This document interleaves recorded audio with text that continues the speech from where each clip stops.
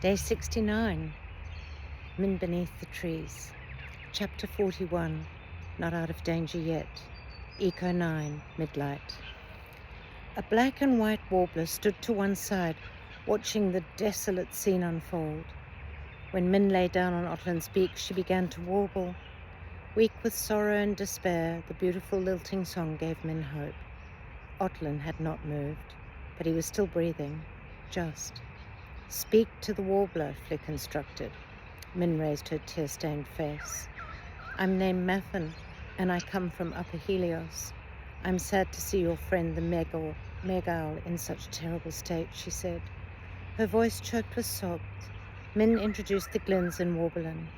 You must be an intuitor, and of rare talent, I think, Maffin replied.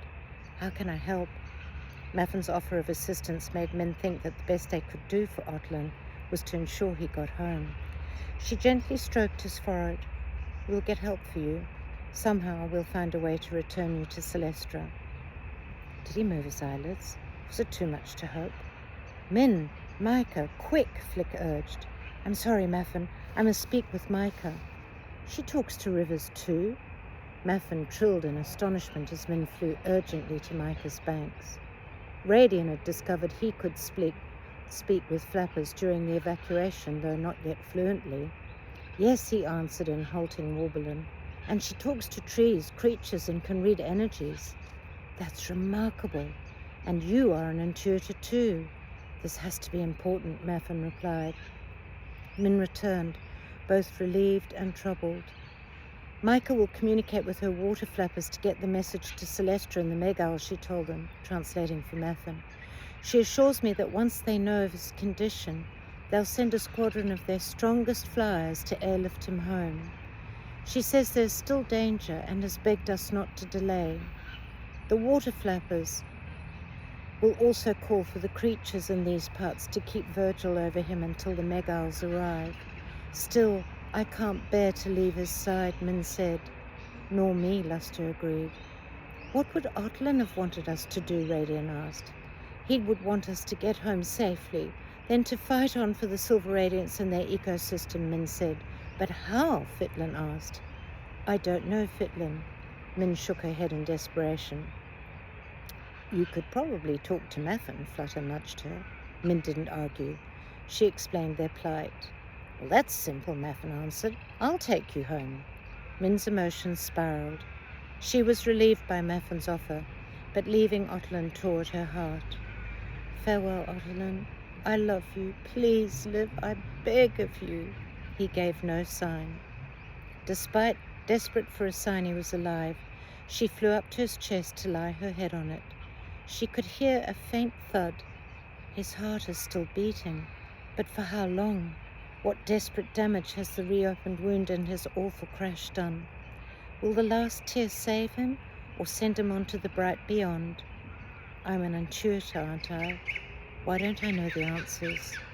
There are some things in our journey towards full intuitordom that we cannot know yet, Flutter said quietly.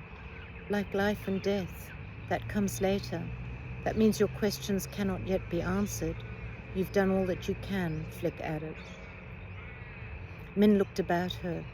An assembly of creatures, diggers, hoppers, and pricklepods had already arrived and quietly surrounded Otlin's fallen body while the water flappers hovered above.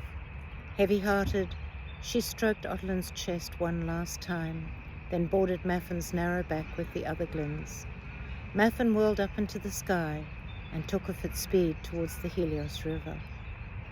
Min clung to Fitlin's hand. Together they watched Otlin's prone body recede. Radian was the first to speak. It was the right decision to leave, he shouted across the racing wind. Look at that, he went on, gesturing to the smoke-filled sky not far behind them.